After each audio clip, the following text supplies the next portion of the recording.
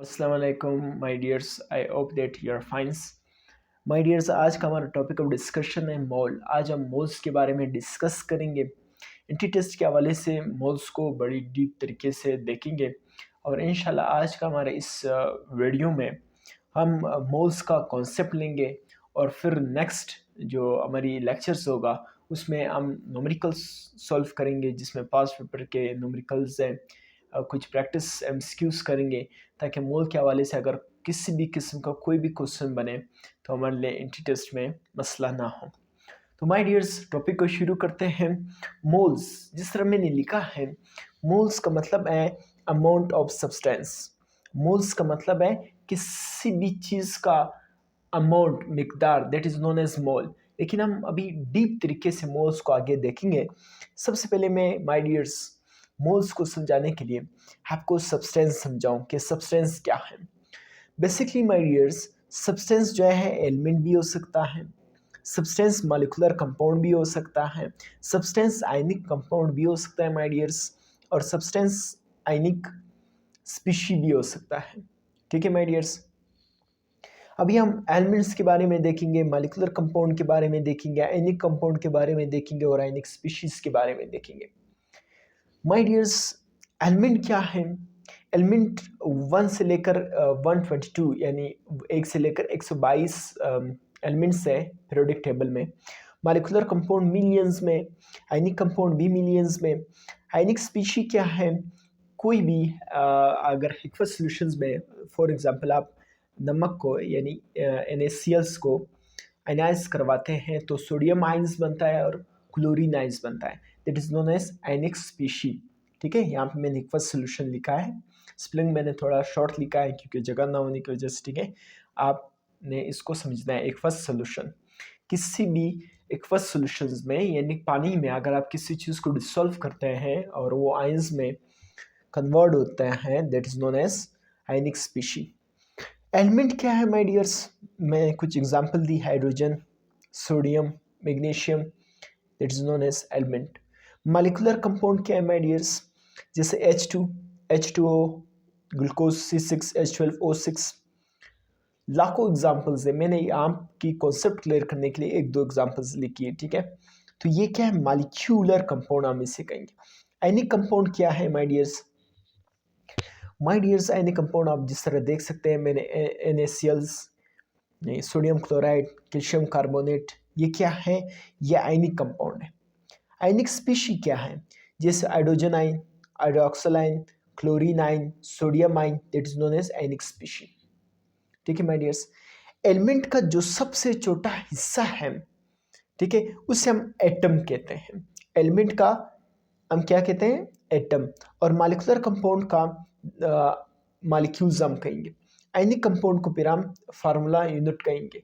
ठीक है, यानी एटम्स का जो स्मॉलेस्ट वो हिस्सा है उसे हम एटम, मॉलिक्यूलर कंपाउंड का मॉलिक्यूल्स, आयनिक कंपाउंड के लिए हम फार्मूला यूनिट का लफ्ज़ यूज़ करेंगे। आयनिक स्पीशीज के लिए हम आयंस का लफ्ज़ जो है या हाइंस उन्हें कहेंगे। ठीक है माय डियर्स, अभी मैं थोड़ा सा कैमरे को सेट कर लेता हूँ ताकि हमारी जो नोट्स है वो आपको पूरा नज़र आ सके। ठीक है माय डियर्स, मैंने नोट्स को सेट कर लिया। ठीक है, अभी आपको जिस तरह आगे नज़र आ रहा है कि मैंने कहा कि एलिमेंट के लिए हम एटम्स का लफ्ज़ यूज़ करेंगे, मॉलिक्यूलर कंपाउंड के लिए हम मॉलिक्यूल्स, आयनिक कंपाउंड के लिए हम फार्मूला यूनिट और आयनिक स्पीशीज़ के लिए हम हाइंस का लफ्ज़ यूज़ करेंगे। माय डियर्स, अगर एलिमेंट का लफ्ज़ आता है, मॉलिक्यूलर कंपाउंड का लफ्ज़ आता है, या आयनिक कंपाउंड या आयनिक स्पीशीज़, इन सब का मतलब है पार्टिकल्स। देखिए मैंने इसको ऐसा अंडरलाइन किया है कि अगर एटम्स का लफ्ज़ आए उसका मतलब पार्टिकल्स हो सकता है, मॉलिक्यूल्स का लफ्ज़ आए उसे हम पार्टिकल्स भी कह सकते हैं, फार्मूला यूनिट का लफ्ज़ आए उसे हम पार्टिकल्स भी कह सकते हैं, आयनिक का लफ्ज़ आए उसे हम पार्टिकल्स भी कह सकते हैं। ठीक है माय डियर्स, जो एटम्स का या एलिमेंट का मास है, ठीक है, एलिमेंट का या जिस एलिमेंट का स्मॉलेस्ट हिस्सा क्या था? एटम था। तो इसके मास को यानी एलिमेंट के जो मास है उसे हम एटॉमिक मास कहेंगे। मॉलिक्यूलर कंपाउंड का जो मास है उसे हम मॉलिक्यूलर मास कहेंगे। ठीक है, आयनिक कंपाउंड के जो मास है उसे हम फार्मूला मास कहेंगे। आयनिक स्पीशीज को हम आयनिक मास भी कह सकते हैं। ठीक है माय डियर्स, एक दफ़ा फिर मैं ये आपको समझा सकूँ, एलिमेंट का जो मास है उसे हम एटॉमिक मास कहेंगे। मॉलिक्यूलर कंपाउंड के लिए हम मॉलिक्यूलर मास का लफ्ज़ यूज़ करेंगे। आयनिक कंपाउंड की जो मास के लिए हम फार्मूला मास का लफ्ज़ यूज़ करेंगे। आयनिक स्पीशीज़ के लिए हम आयनिक मास का लफ्ज़ भी यूज़ कर सकते हैं, ठीक है। अभी मैंने हर एक एग्जांपल्स दिए, एलिमेंट के लिए, मॉलिक्यूलर कंपाउंड का, फार्मूला मास का या आयनिक कंपाउंड के लिए, ठीक है। सबसे पहले हम एलिमेंट का देखेंगे। मतलब फॉर एग्जांपल मैंने यहाँ पे हाइड्रोजन एटम लिया है, तो हाइड्रोजन एटम का जो मास है वो क्या है, 1.008 AMU, एटॉमिक मास यूनिट। इसी तरह मैंने कोई दूसरा एग्जांपल दिया है, कोई भी एटम लिया है सोडियम, उसका मास है 23 AMU, ठीक है माय डियर्स। इसी तरह माय डियर्स मॉलिक्यूलर मास के लिए या मॉलिक्यूलर कंपाउंड का मैंने एग्जांपल लिया है H2। ये क्या है, ये मॉलिक्यूल्स है, इसका भी हम मॉलिक्यूलर मास देखेंगे।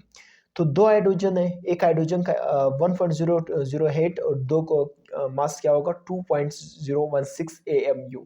इसी तरह अगर हम वाटर का मॉलिक्यूलर मास फाइंड करेंगे तो 18 AMU। 18 किस तरह हुआ, 16 ऑक्सीजन का और दो हाइड्रोजन, 16 + 2 18 AMU।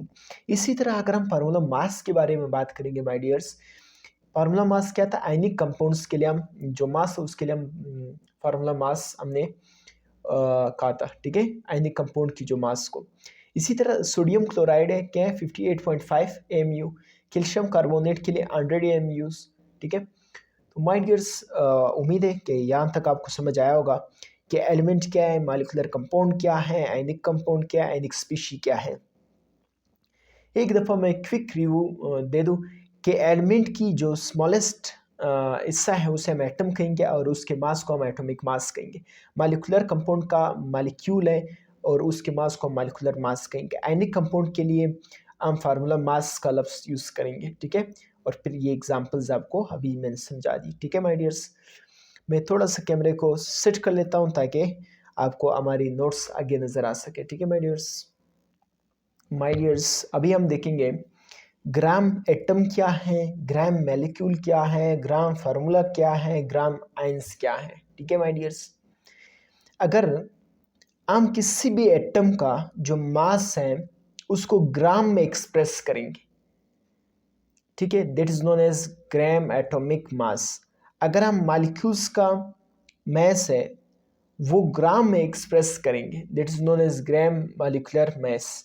अगर हम किसी भी आयनिक कंपाउंड का मास को ग्राम में लिखेंगे, ग्राम में एक्सप्रेस करेंगे, that is known as gram formula mass. Ions के लिए भी आप यूज़ कर सकते हैं, ठीक है। सपोज यहाँ पे मैंने एक एटम लिया हाइड्रोजन, ठीक है, इसको मैंने ग्राम में लिखा 1.008 ग्राम, ठीक है, तो that is known as gram atomic mass. इसी तरह मैंने मॉलिक्यूल लिया है H2, इसको मैंने एक्सप्रेस किया ग्राम में 2.016 ग्राम, ठीक है, यानी मॉलिक्यूल का मास मैंने ग्राम में लिखा, that is known as gram molecular mass, ठीक है।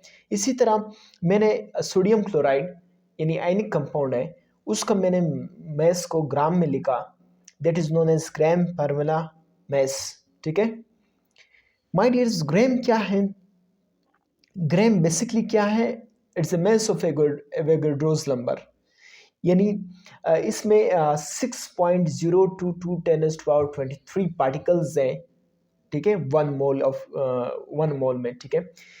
यहाँ पे मैंने एक का डिफिनेशन लिखा है, बाकी आगे आपने एज इट इज लिख लेना है, ठीक है। किस तरह माय डियर्स, देखें, अगर आप एटम की मास को ग्राम में एक्सप्रेस करेंगे, that is known as gram atomic mass, तो आपने इधर डिफिनेशन लिखना है, ठीक है, मैंने एक का लिखा है, ठीक है। अगर आपने मॉलिक्यूल्स के मास को ग्राम में लिखा तो that is known as gram molecular mass. अगर फार्मूला आयनिक कंपाउंड का मास आपने ग्राम में लिखा तो that is known as gram formula mass, ठीक है माय डियर्स। माय डियर्स अभी मैं मोल्स के बारे में आपको बताने वाला हूँ कि बेसिकली मोल क्या है, ठीक है माय डियर्स। मैं थोड़ा सा कैमरे को सेट कर लेता हूँ ताकि पूरी पेज आपको नज़र आ सके। माय डियर्स फॉर एग्जांपल मैं मोल्स का कॉन्सेप्ट आपको समझाने की अभी कोशिश करूँगा। फॉर एग्जांपल ये मैंने इलेक्ट्रिक बैलेंस लिया, ठीक है, यहाँ पे मैंने सोडियम के इतने पार्टिकल्स लिए, सोडियम एटम्स यहाँ पे मैंने प्लेस कर दिए, यहाँ पे मैंने सोडियम एटम्स प्लेस कर दिए। ठीक है माय डियर्स, सोडियम एटम्स के पार्टिकल्स की जो अमाउंट है, तादाद है, वो 6.02 टू 10⁻23 है। तो इलेक्ट्रिक बैलेंस मुझे दिखाएगा कि इट इज़ अ 23 ग्राम। तो मैंने क्या किया, एक एटम की जो मास है उसको ग्राम में लिखा, तो ये क्या है, एटॉमिक मास। इसी तरह मैं सोडियम क्लोराइड लेता हूँ।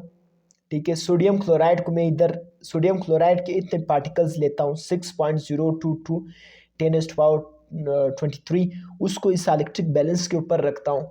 तो इधर सोडियम क्लोराइड का मुझे मैस 58.5 ग्राम आएगा। तो यानी मैंने आयनिक कंपाउंड का मैस को ग्राम में एक्सप्रेस किया। इसी तरह अगर मैं किसी मॉलिक्यूल्स का मास लेता हूँ, सपोज मैं यहाँ पे हाइड्रोजन लेता हूँ, मॉलिक्यूल है H2, उसका इतने पार्टिकल्स में यहाँ लेता हूँ और इस इलेक्ट्रिक बैलेंस के ऊपर प्लेस करता हूँ, तो इधर मुझे शो होगा कि इसमें 2.016 ग्राम है। ठीक है, यानी अगर आप इतने पार्टिकल्स एटम के ले लें या मॉलिक्यूल्स के ले लें या आयनिक कंपाउंड के लेंगे और उसको अगर आप इस इलेक्ट्रिक बैलेंस के ऊपर प्लेस करेंगे तो आपको शो होगा कि ये इतने ग्राम है। फॉर एग्जांपल अगर हाइड्रोजन होगा तो 1.008 ग्राम होगा, अगर वो मॉलिक्यूल्स आप लेंगे तो 2.016 ग्राम होगा। अगर यहाँ पे आप आयनिक कंपाउंड के इतने पार्टिकल्स लेंगे, फॉर एग्जांपल हम लेते हैं सोडियम क्लोराइड, तो 58.5 ग्राम यहाँ पे शो होगा। यानी अगर आप एटम की मास या आयनिक कंपाउंड की मास या मॉलिक्यूल की मास को अगर आप ग्राम में लिखेंगे, जिस तरह यहाँ पे एटम की मास को हम एटॉमिक मास कहेंगे, आयनिक कंपाउंड की मास को हम फार्मूला मास कहेंगे, मॉलिक्यूल की मास को हम मॉलिक्यूलर मास कहेंगे। यानी अगर आप एटम की मास को, मॉलिक्यूल की मास को या आयनिक कंपाउंड की जो मास है जिसे हम फार्मूला मास भी कहते हैं, अगर आप उसको ग्राम में लिखेंगे, expressed in gram, that is basically known as mole. तो इसे क्या कहेंगे, मोल।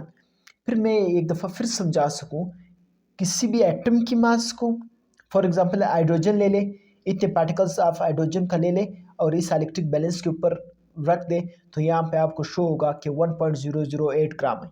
यानी आपने एक एटम की मास को ग्राम में एक्सप्रेस किया। इसी तरह अगर मैं फार्मूला मास लेता हूँ, फार्मूला मास क्या है, आयनिक कंपाउंड का जो मास है, that is known as formula mass. Example क्या है, सोडियम क्लोराइड। सोडियम क्लोराइड के मैं इतने पार्टिकल्स लेता हूँ 6.022 10⁻23 पार्टिकल्स, इस इलेक्ट्रिक बैलेंस के ऊपर प्लेस करता हूँ, यहाँ पे मुझे शो होगा 58.5 ग्राम। यानी मैंने आयनिक कंपाउंड या formula mass of sodium chloride को मैंने किस में लिखा, ग्राम में लिखा। इसी तरह अगर मैं मॉलिक्यूल लेता हूँ H2, उसको मैं सॉरी, उसको मैं इस इलेक्ट्रिक बैलेंस के ऊपर प्लेस करता हूँ, यहाँ पे मुझे शो होगा कि molecules of hydrogen H2 that is 2.016 ग्राम। ठीक है, यहाँ पे आप मॉलिक्यूल वाटर भी ले सकते हैं, H2O में इतने पार्टिकल्स ऑफ वाटर लेता हूँ, इस इलेक्ट्रिक बैलेंस के ऊपर प्लेस करता हूँ, तो यहाँ पे मुझे शो होगा 18 ग्राम। यानी मैंने मॉलिक्यूल की मास को ग्राम में एक्सप्रेस किया, दैट इज नोन एज मोल। ठीक है, किसी भी एटम की मास, मॉलिक्यूल की मास या आयनिक कंपाउंड की मास, जिसे हम फार्मूला मास कहते हैं, अगर उसको आप ग्राम में लिखोगे, ग्राम में एक्सप्रेस करोगे, दैट इज नोन एज मोल। ठीक है, जिसे हम